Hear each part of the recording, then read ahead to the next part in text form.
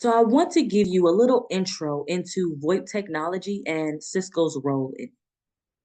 Now, VoIP stands for Voice over Internet Protocol, or IP. It is a technology that allows us to place phone calls over an internet connection. This can also be referred to as IP telephony. IP telephony relies on digital interfaces to carry phone calls. Let's stop here and do a little history lesson. I want you to truly understand what VoIP is and how it works. And for that to happen, we have to go back in time.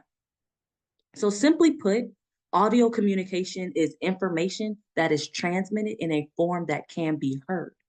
So, whether it's a sound of a whistle, you talking to a friend, or music playing through your speakers, we communicate through audio in almost every aspect of our lives. The discovery of electricity really propelled the way audio communication was used. In 1830, so early 1830s, the telegraph system was created. This system worked by sending electrical signals over a wire. Electrical signals were used to transmit tones in a pattern. We call this Morse code, and it's still used today. The telegraph initiated a way for voice audio to be sent over the same electrical wire. Towards the late 1870s, the first telephone exchange opened. It involved an operator to take an incoming call and manually connect it through its intended destination. Well, this worked well until operators catching what we call the common code, and finding a replacement was not easy, especially due to the training process. Thus, the automatic telephone exchange was created. Basically, it contained a number of electromechanical switches that were controlled by dial pulses. This is what we call circuit switching. The term plain old telephone service, POTS, comes into play here, where it describes a basic telephone service that transmits an analog signal over copper wires. It's also worth mentioning that the term PSTN, or public switch telephone network, it's a combination of telephone networks used worldwide, which helps telephones communicate with each other. As technology advanced, so did circuit switching, and for businesses, analog, one-to-one connections got really pricey. So the private branch exchange, PBX, was introduced. It operates in the same fashion as the automatic telephone exchange. However, its purpose is to route calls exclusively within a business.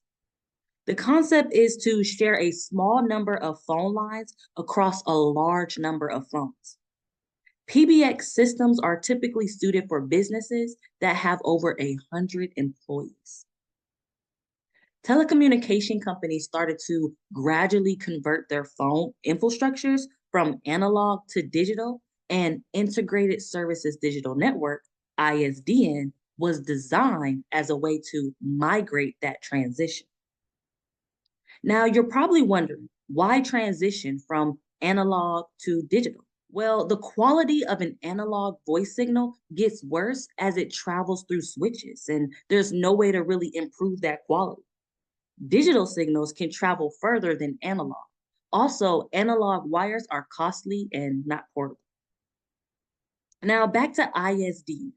ISDN is similar to POTS. However, analog signals are converted into digital format before it's sent across the wire. And then the signals is converted back into an analog signal at the receiving phone. As the internet grew in popularity, the internet protocol merged with PBX, and the next generation of business communications was born. By the 1990s, 1900s, by the late 1990s, the first IP PBX service became available, and it supported a new technology that allowed phone calls to be placed over the internet. This is called Voice over Internet Protocol, or VoIP. The best benefits of the IP-based system was virtualization. A company didn't need to rent or purchase computerized switchboards, but instead use an internet connection to transmit their data. VoIP became very popular because network bandwidth and audio compression algorithms, which is reducing file sizes, were too restrictive. So the introduction of high speed and broadband internet made VoIP a reality. It reduced communication costs, cabling costs, and added a bunch of voice internet capabilities. So let's meet Marion Crowe. She is credited for creating the technology called Voice over Internet Protocol. If it hadn't been for her work at AT&T alongside her assisting wired line phones with IP, we would not be making calls or holding video conferences on the internet today. Her work laid the foundations of modern phone communications through VoIP. In 1997, Celsius Systems came out with one of the first IP PBX systems consisting of a line of IP phones, voice gateways, and server-based call control applications called Celsius Call Manager, and many voice applications such as voicemail. 1 year later, Cisco acquired Celsius and renamed their call control application to what we now know it as Cisco Unified Communications Manager, CUCM. Cisco UC is Cisco's products for voice over IP communication. This set of products used to be called IP telephony or IPT. It integrates voice, data, video, and mobility products and applications and represents a shift like the one of the telegraph inventions. CM processes inbound voice traffic from your gateway via the PSTN and outbound voice traffic to your gateway to the PSTN. The connection from your voice gateway to the PSTN is made using a circuit. CM, sometimes referred to as Cisco Call Manager, is a popular call management software that is installed on a Linux platform as opposed to Windows. Once installed, administrators access the call manager's graphical user interface or GUI by entering the domain name or the IP address in the URL bar in the web browser. CUCM comes prepackaged with a whole host of functionality, including being able to roll calls from one phone to another, ability to put a call on hold, ability to transfer the call to another destination, configurable speed dials, and many more. Cisco continues to be the leader in IT solutions as VoIP technology grows today. Now, organizations demanded a lot more from their communication systems, and Cisco expanded its UC portfolio to include new tools and features. One of those tools was Cisco Express, which allowed remote users to connect to UC systems without needing a VPN. So it supported features like MRA, mobile and remote access, which allows employees to use their office phones or soft phones from anywhere, or even B2B, business to business, enabling that secure communication between companies. So with the rise of remote work and mobile devices, Expressway ensured employees could stay connected wherever they were. And it also simplified communication with external partners, so it makes business more agile. Now, as businesses move to the cloud and embrace hybrid work models, Cisco continues to innovate.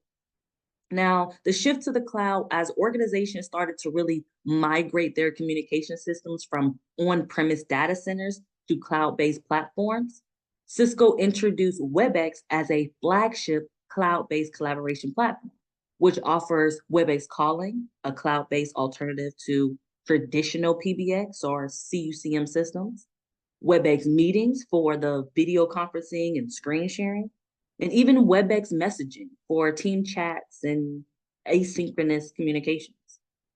Cisco also focuses on hybrid solutions, combining on-prem systems like CUCM with cloud services like WebEx.